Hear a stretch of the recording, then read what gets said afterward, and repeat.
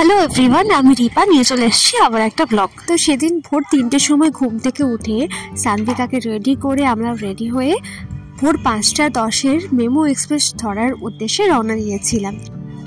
গিয়েই আগে সবার প্রথমে কিন্তু জায়গা রাখলাম আমাদের বাকিদের জন্য, যারা আমাদের সঙ্গে এই দুদিনের ট্যুর করতে যাবে। আমাদের সঙ্গে গেছিল শ্রীদেবীর দুজন কলিগস, অভিজিৎদা আর আদেশদা, ওদের ফ্যামিলিরা। বাচ্চাগুলো ভোরবেলাতে উঠে চলে এসেছে রেডি হয়ে, একটুও ঝামেলা না করে যে ঘুরতে যাব বলে। ওরা কিন্তু ভীষণ এক্সাইটেড ছিল। এই যে চলে এসেছে অভিজিৎ দ্বারাও, ওদের সাথে আমাদের কিন্তু এই ফার্স্ট ট্যুর। আমরা সবাই একসাথেই ঠিক করেছিলাম যাব বলে। বাইরে কোথাও যাওয়ার প্ল্যানিং সেভাবে করে হয়ে ওঠা হয়নি, সেই জন্য ভাবলাম চলো তাহলে কলকাতাতেই ঘুরে আসা যাক দুদিনকার জন্য। প্রতিনিয়ত কাজের মাঝখানে কিন্তু একটু ঘোরাফেরাটাও দরকার। আর আমি সানভিকাকে নিয়ে বেশি দূরের ট্যুরের চিন্তাভাবনা করতে পারি না, কারণ আমার খুব ভয় হয় যে বাচ্চা ছেলে কখন শরীর খারাপ হয়ে যাবে বা ওকে কি হবে না হবে, এই ভাবনা চিন্তা করে খুব বেশি দূর আমি যেতে পারি না। তাই বললাম চলো কলকাতাতে গিয়ে দুদিন না হয় সময় কাটিয়ে আসি। যেহেতু আমরা অনেক ভোরে বেরিয়েছিলাম, সেজন্য সকালবেলাতে চাটা কিছু খেয়ে আসিনি বাড়ি থেকে, তাই সবার প্রথমে উঠে একটু লাল চাই খেলাম আমরা। তারপরে দেখো বাইরের এই সিন দেখতে দেখতে চললাম, কি দারুণ লাগছিল, পুরো কুয়াশায় আচ্ছন্ন চারিদিকটা, দারুণ লাগছিল ভোরবেলার এই সিনটা দেখতে। তো একজন ঝালমুড়ি দাদা উঠলেন, কিন্তু দুর্ভাগ্যবশত ওনার ঝালমুড়িতে চুল ছিল। আর আমার তো কোনো খাবারে যদি একবার চুল আমি দেখিনি, সে আমার নিজের বাড়িতে হলেও আমি সেটা খেতে পছন্দ করি না।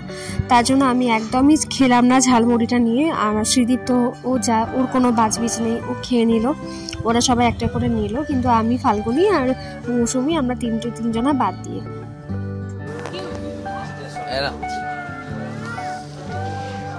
মায়ের সঙ্গে ছা ঘুমোচ্ছে।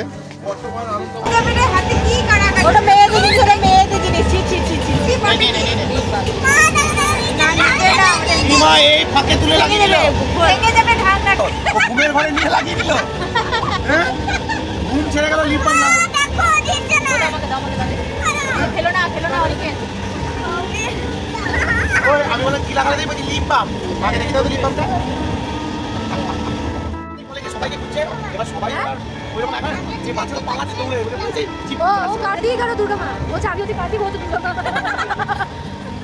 বাচ্চাগুলো সারা রাস্তায় মজা করতে করতে এসেছে, তো ওদের এইসব মজা দেখতে দেখতে আমাদেরও কখনো সময়টা পেরিয়ে গেছে সেটা খেয়ালই করিনি।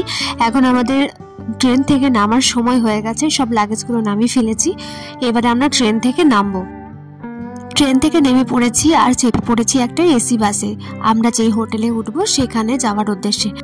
সানভিকা বাইরের খাবার যেহেতু অত বেশি কিছু খায় না, সেই জন্য ওর জন্য সেরিগ্রো নিয়ে গেছিলাম আর একটু গরম জলও নিয়ে গেছিলাম। তো বাসে বসে বসে সেটা গুলে ওকে একটু খাইয়ে দিলাম, আর ও একটা হাতে বিস্কুট নিয়ে খেতে খেতে গান করতে করতে বাসের জানলার ধারে সব কিছু দেখতে দেখতে চললো। ও তো খুব এক্সাইটেড আছে, আমাকে বলছে মা এটাই কলকাতা, মানে আগেও এসেছে, এবারে যত বড় হচ্ছে তত তো জ্ঞানটাও বাড়ছে, বুদ্ধিটাও বাড়ছে। তো নতুন নতুন জিনিস দেখে ও খুব খুশি আনন্দতেই আছে। দেখো কি সুন্দর সুন্দর গান করতে করতে চললো।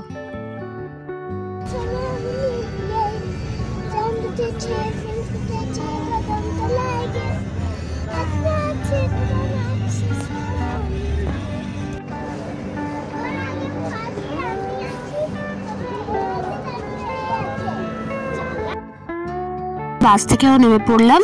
এবারে আমরা রোড ক্রস করব, তারপরে কিছু দূর হাঁটার পথ পেরিয়েই আমাদের হোটেলটা। তো চলো দেখি কোন হোটেল বুক করেছে আমাদের জন্য।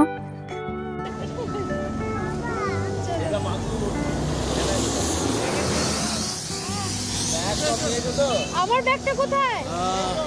তিনটে ওখানে আছে দাদা কাছে। ওরকম বল দিও না এই সময়। আরে রিপাকে দৌড়াতো দেখো। আমি সারা বাসে কানে হেডফোনে গান শুনতে শুনতে এলাম। গা ঘুরে যায় তো আমার প্রচন্ড।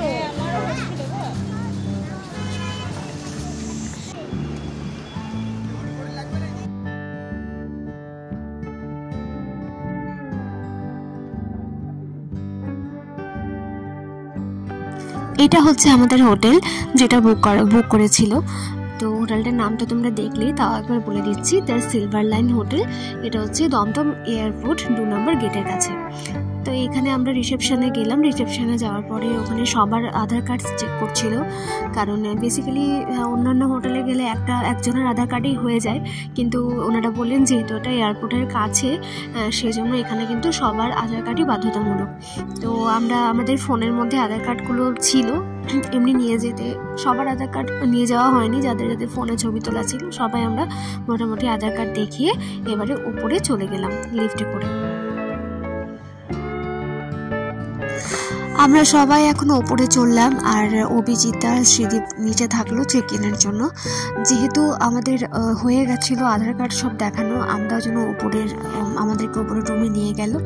ওপরে গিয়ে দেখি রুমগুলো কেমন।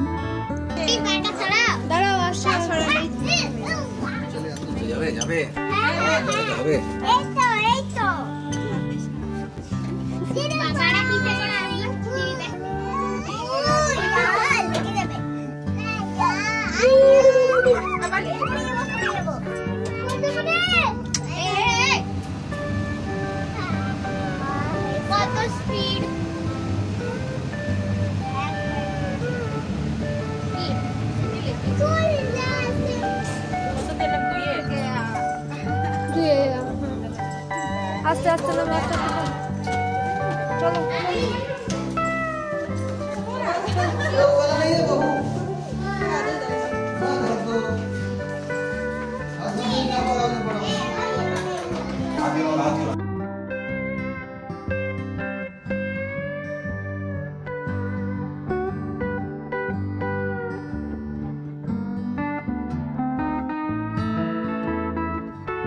আমাদের পরপর ঘোরার প্ল্যান ছিল, যেদিন গেলাম সেদিনও আমরা ঘুরতে যাবোই ঠিক করেছিলাম।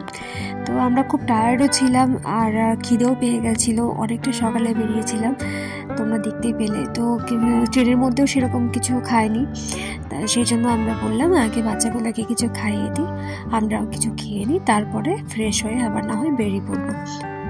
রুমগুলো বেশ ভালোই ছিল, নিট অ্যান্ড ক্লিন ছিল। আমরা সারাদিন ধরে ঘুরেছিলাম, শুধুমাত্র রাতটুকুনি হোটেলে স্টে করেছিলাম।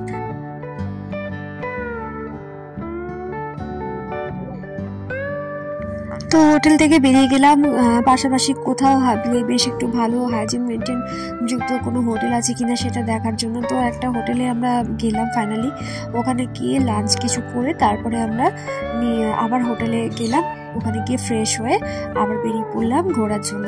তো নেক্সট কোথায় গেলাম সেটা দেখার জন্য চ্যানেলটা কিন্তু অবশ্যই সাবস্ক্রাইব করতে হবে, আর ভালো লাগলে ভিডিওটা লাইক করবে, কমেন্ট করো আর শেয়ার করো। দেখা হচ্ছে আবার পরের ভিডিওতে, ততক্ষণে আসি, টাটা।